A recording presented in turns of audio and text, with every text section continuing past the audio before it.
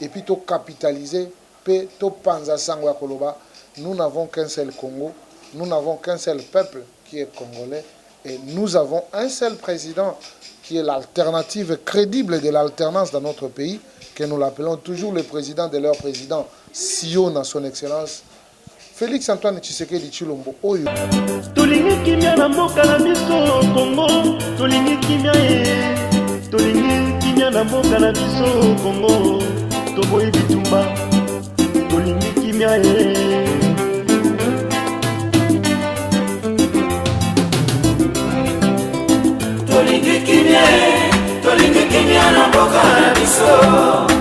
Beaucoup de journalistes à Liboso, Tokoko Misanzambe parce que Maloba aussi on a Zouaki, Ezali Maloba moko très responsable et surtout Ezali Kolakisake Congo pour l'instant, Ezali entre les très bonnes mains. Il y a comme on a quel esprit anticipatif Oyo Tata Mokozi Siona après ça qui prend à Congolais, c'est-à-dire des mesures préventives pour que maladie Oyo et se répandre penzate à travers la République démocratique du Congo. Alors, Bisso, je crois que approche de Bisso est positive. Il y a comme on a été Tata Mokonzi.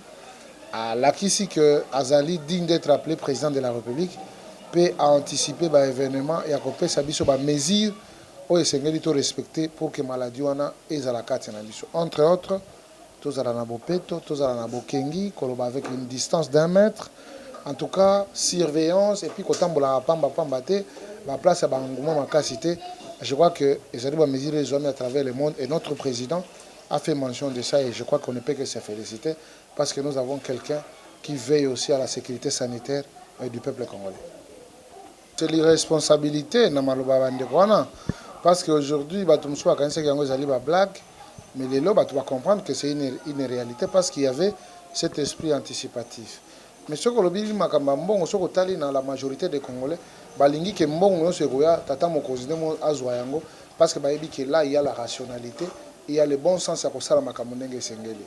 Ba doute ezali parce que moni ndenge batu ba abizaki na bonne foi président de la République, batu bazalaki toujours dans ba effervescence inutile, ba bosani que le président de la République veille pour le peuple d'abord. Mais malheureusement, beaucoup d'entre eux ils ont abusé. C'est pourquoi ce qu'on a dit dans les Mususu, on a que les Congolais a géré. Mais je pense, avec le ministre de la Santé, c'est un homme ratio, c'est un homme cohérent, c'est un rationnel, et que gestion n'a uniquement affecté pour la cause. La cause, c'est la maladie. Le coronavirus, c'est une réalité, chers compatriotes. Et c'est que bisotou tozo vraiment wakambwana na tina et puis to capitaliser to panza sangwa koloba. Nous n'avons qu'un seul Congo, nous n'avons qu'un seul peuple qui est congolais et nous avons un seul président qui est l'alternative crédible de l'alternance dans notre pays, que nous l'appelons toujours le président de leur président, Sion à son excellence, Félix Antoine Tshisekedi Tshilombo. Oyo azali vraiment très affecté. Et puis, Azali très déterminé, il y a quoi en finir, il y a un homme qui a responsabilisé les dignes fils Mouyembe Tanfoum, où il y a la preuve na Ebola et coronavirus. Je crois que le laboratoire est allé pour que tout le monde dada, mais qu'à se respecter les mesures hygiéniques pour Yangonde et qu'on permette à ce que tout panza maladie, tout pesa na nangote, en tout cas, moto na moto bisika ba kolanda biso. Bande konabiso ya baza ya Congo, ba ope ba kolanda biso na poto, vraiment bon respecter yango bato baza na confinement, bo vana na confinement, c'est pas la fin du monde, mais c'est une question de prévenir aux ezali pandémie auto ebi place outité. Nous ici les Africains, quand vous connaissez bien l'environnement na biso za malamuté. Alors nous devons respecter à la lettre, n'est-ce pas, les décisions prises par le premier des Congolais qui est Siona, le président de leur président. Et nous tous, nous devons nous mettre au travail pour sensibiliser, pour parler à notre peuple, pour leur dire cette histoire, c'est une histoire vraie. Corona tue, Corona, il faut tout battre la yango. Mais là, c'est un Congolais, Corona, ils allaient se déplacer, mais biso batunet, ils allaient se déplacer. Vous comprenez? C'est pourquoi esengeli biso na biso tomitala to éviter ba contact, to éviter makambo ebele, to éviter koloba na monoko, to éviter kopesa na bambota maboko, to éviter ba corps à corps, to éviter makambo ebele. C'est pour un temps. Je crois que ceux qui te respectent les mesures sanitaires wana to kozala dans le bon. Mituna wana ezosala nga mwa pasi mpe nazali komituna vraiment bato bazoi badanger oyo ezali liboso na biso. Maladi wana réellement ezali mpe yango wana ekomi kosala siko badega ekomi koboma. Oyoki directeur de cabinet adjoint ya madame Akasia wakufi, chauffeur na ye auti okufa. C'est pour dire la maladie existe bel et bien. Nous devons nous protéger, nous devons protéger nos semblables. Ceux qui ont des symptômes de la maladie, on a kende na lombango, on a se dépister. Si c'est vrai, on a déjà soumis na aux cure. Ça ne sert à rien tout ça parce que c'est une réalité. Le pays des hommes normaux, tout le monde est basé comme on a pas bisopé, installation et surtout les conditions sanitaires dans les réunités. Nous avons le devoir de respecter ce que les professionnels de la santé nous disent pour qu'en fait tout se mettre à l'abri par rapport à la pandémie ou au coronavirus. Bon, moi je suis tout à fait d'accord dans Makamboana et à Liwa parce que bato ebele bakomi konyokola bato baza kobelisa bato. Matanga ekomi lokola une autre forme à fait. Moto abelisi, moto akufisi, mais na suka nango komi kotuna tokovanda wapi. Non. Nous devons être désignés. Comment on peut changer les habitudes automatiquement au tozaki nango te. Kala to banomo na moto so azana matanga, bayaka kotikela ebiloko. Mais le comme moto azana matanga yenda kolesa bino akomelisa bino or que abelisi moto. Vraiment c'est inhumain et la majorité des Congolais ba adhérer na likambo wana que etikala vraiment ad vitam aeternam tina suka mokili moto akufi eke na morgue kofandi na lopango soki ebimi mbala moko ekei kokundama parce que normalement atiki bana atiki bandeko atiki bato oyo esengeli bavivre s'il y a quelque chose bopesa bato wana base servir nango pour que esunga bango et non que bapesa bino bambongo. Donc cette décision vraiment n'a tali la majorité de la population basepeli nango. Et puis toute autre mesure oyo parfois président moko alobaki bato bakomona nango impopulaire ezate tokoyebisa bandeko na biso ba église ba mususu il faut balinga bato ndenge bango bazondimela nzambe ekomi o non il fallait kotika église mutu kutu azofuta kelasi ya bana kati bongo église oyo tokendaka na biso volontairement mpona tokende osambela mpona nkolo na biso ata na ndako tokosambela na biso. Biblia elobi moko to mibale soki bosangani na kombo na ngai naza kati na bino. C'est-à-dire ndenge tozali boye tokoki mpe kosangana awa na kati ya ndako na nga to prier ezali toujours losambo. Mais nayebi ke souci ya bato ebele eza makambo ya mabonza batina ba mpesa bato batina mabonza na mpesa mabonza na mpesa vraiment. Nous devons nous aimer. Le temps est dur. Nzambe azali au contrôle. Mais nous pensons que les humains vont éviter l'exploitation de l'homme par l'homme. Il faut éviter l'exploitation de l'homme. Hein? On a dit, il n'y a pas question, il y a un troupement à 20 personnes. Mais vous envoyez, numéro mabonza. Mabonza. Nzamba limbisa biso kaka. Mais tu as dit que Nzamba a au contrôle. Congolais à Kolonga, parce que Nzamba n'est pas mokonzi. Maloba oba fédéraux balobaki za malobo itali bango. Ngai naza membre ya IDPS, nazali cadre ya IDPS, nazali communicateur ya IDPS, nazali na façon nanga komonela makambo. Na façon nanga komonela makambo, je comprends que il y a la mauvaise foi koina nande ekoti na kati ya makambo. Soyons réels et réalistes. Nako simba tous les deux côtés. La première des choses, avant de poser n'importe quel acte, il faut comprendre d'abord au salaning. To comparer les protagonistes. Kabound à Kabound. On peut tout dire, Kabound à Kabound mérite notre considération. Il a tenu mordicus de corruption. Les gens qui ont voulu vendre les partis, nous arracher les partis. Ils n'ont pas pu. Kabound était au premier fond. Et nous aussi, nous étions au premier fond.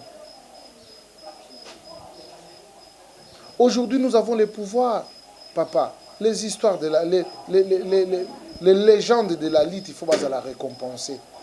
Ce n'est pas qu'aujourd'hui, on peut quand même s'adresser à Kabound comme ça.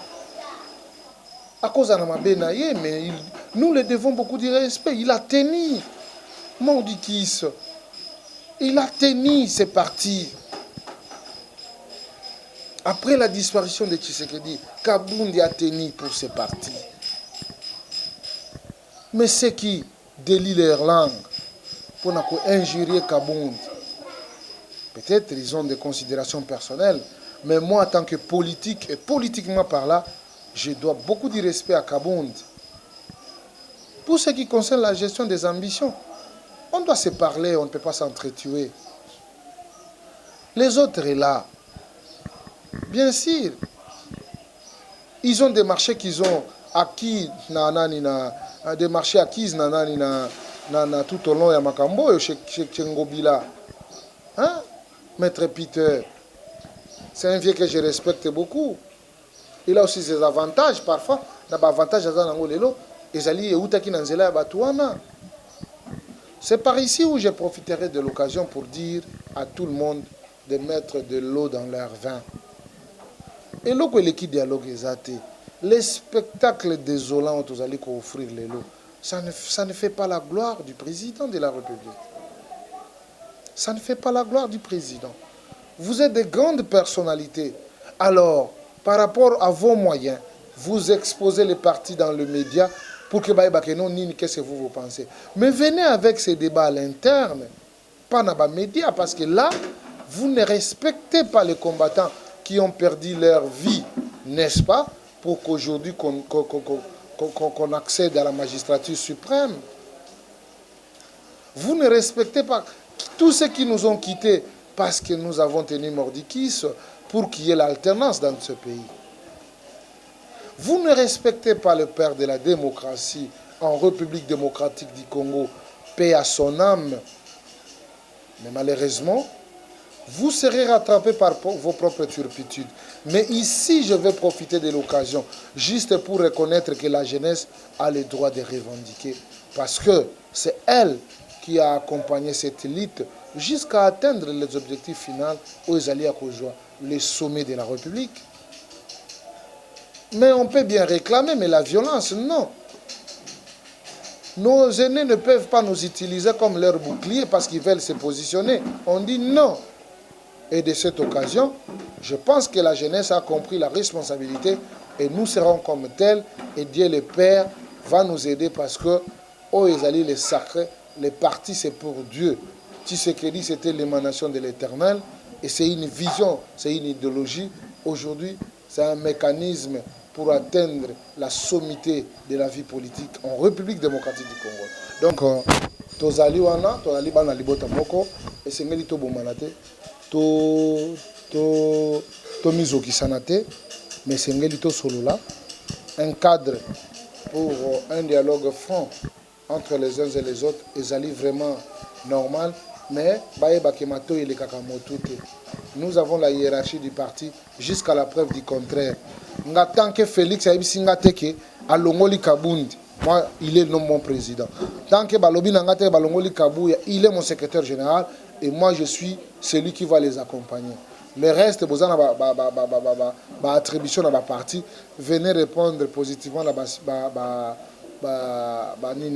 la tâche besoin à niveau parti pour qu'on finisse l'IDPS puisse gagner. Évitons la contradiction dans le média. Évitons les injures. C'est un débat de la rue, un débat des caniveaux, un débat des sous-hommes quand on fait toujours allusion des individus. Nous tous faisons un débat d'idées. Avec un débat d'idées, ça va nous aider à pouvoir proposer des choses valables pour, n'est-ce pas, les devenirs de la République et les devenirs de l'IDPS. Alors si on s'injurie entre nous, je crois que ça ne nous honore pas et il est important en tant que Tshisekidiste de rappeler les uns et les autres parce que nous tous, nous avons la capacité de nuisance, mais quand on ne le fait pas, nous devons privilégier les patrimoines. Et nous devons nous privilégier, et surtout tout en privilégiant les dialogues, qui est un mode, n'est-ce pas, rationnel, un mode de la sagesse pour régler nos différends. Et je crois que je ne peux qu'exhorter tout le monde d'être patient, de mettre de l'eau dans nos vins, et puis, toper salito et nabiso, pour n'akoyoka aussi un autre son de cloche. Donc, toujours, notre pays est béni d'avoir un président Tshisekedi Félix. Si on a, il le mérite. C'est un don venant de Dieu. Voilà, Baouti Éthiopie, Baouti Égypte, comprendre que notre solution ne peut que venir de la République démocratique du Congo à travers son leadership, qui est l'alternative crédible. Son Excellence, Monsieur le Président de la République, Félix Antoine Tshisekedi Siona. Ici, va comprendre que nous sommes très bénis. Il est le président de leur président, l'homme qui assure, l'homme qui donne la conviction et la croyance aux autres. Bakatisi Bibale, Bakatisi Bamai, Bakatisi Pe frontière pour retrouver la solution. Et j'allais la histoire à Joseph. Vous allez comprendre qu'aujourd'hui, la bénédiction de l'Afrique, ça appartient ici et surtout entre les mains de mon amboka Félix Antoine Tshisekedi Otobengi et Siona. Nous ne pouvons que souhaiter bon vent à notre président et surtout Maëlle Amalam Nzambe Atchakatinae pour qu'il ait apporté la solution en Afrique. Et Bandi na Bangote, il y avait le conflit au niveau de Ouganda, ici, entre Ouganda et Rwanda, au niveau de Angola et au niveau de Brazzaville. C'est en tout cas par la gloire de l'Éternel aux yeux président du Congo démocratique où Azali Kopé sa solution en Afrique. Donc, nous ne pouvons que frotter les mains pour comprendre que Nzambe a kosakate. Tango apesaka Nzala, apesaka pe Bilé. Donc, ce qu'a fait si vision, a Kopé sa provision. Il est l'Éternel Dieu des armées. Toute armée forgée contre la RDC sera nulle et sans effet. Je ne vais pas détailler plus, mais aujourd'hui, c'est une considération. Il y a comme on que les compatriotes et les pays Moussousou recourir à Bisso parce que nous avons quelqu'un qui peut dire un mot et que les autres vont suivre. Il peut dire un mot, ils auront la solution. Et donc, gloire à l'Éternel. Notre président, allez de l'avant. Siona, ces généraux seront toujours derrière vous parce que vous êtes l'alternative crédible de l'alternance dans notre pays. Et surtout, le président de leur président, vous êtes celui qui abrite les cœurs des Congolais. Et nous en sommes sûrs que vous allez apaiser la situation au niveau de l'Afrique à travers l'Éthiopie et l'Égypte. Temps sacré, pour comparer ma Bakelas na bino na vie à Motote. Parce que si vous avez une vie qui est engagée, ça c'est de 1. Il y a malonga na kolobela bato pendant la pandémie ezali la coronavirus. Bande kotomi batel. Tous à la serein, tous respecter les mesures hygiéniques parce qu'il y a un monde qui sala que tu atteindre l'objectif. Sinon, catastrophe n'est pas allée sur la biso. Bon, on dit que pays à bateau va développer, n'est pas allé pour souffrir. Je vois que Dieu nous fera grâce et que nous appelons en plein et ma casse collée kabangote. Mais comme tous allons dire dans ma mesure préventive, comme basi bataille biso Japon na makabango, donc nous devons nous soumettre à ça et implorons, n'est-ce pas, la paix de l'Éternel où ils allaient na limite pour que makambwana et se répandre ma cassité na kati ya mboka na biso. Toali ko souhaiter te loboko na nzambe za bato nyonso baza kobela nzambe apesa bango kimia apesa bango pe guérison. Coronavirus soki esalami na maboko ya bato na kombo na Yesu nzambe ebomama soki ezali volonté ya nzambe esalama ndenge nzambe alingi parce que eloko nyonso ya nzambe ezaka na ebandeli na suka nango.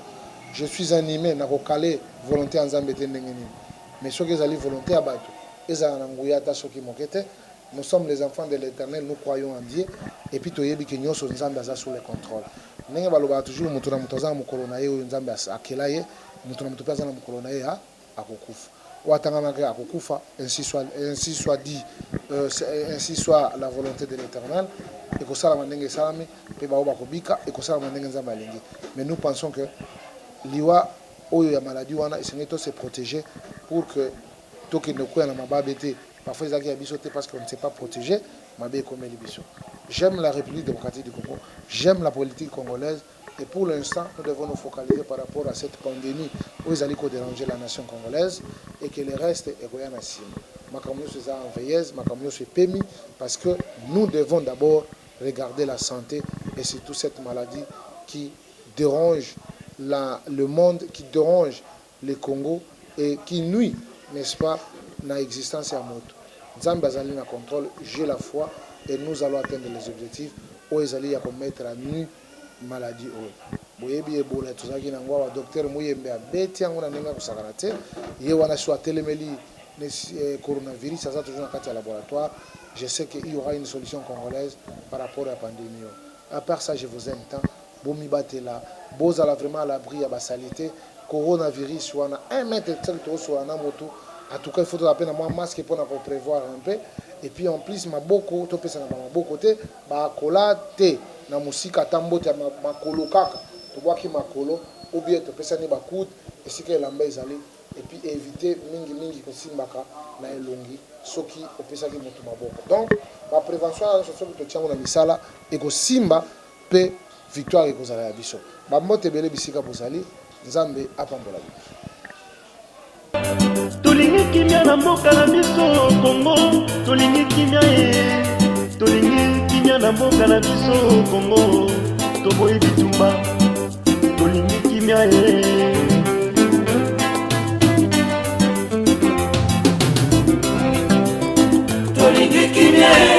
Tolingi kimia na mboka na biso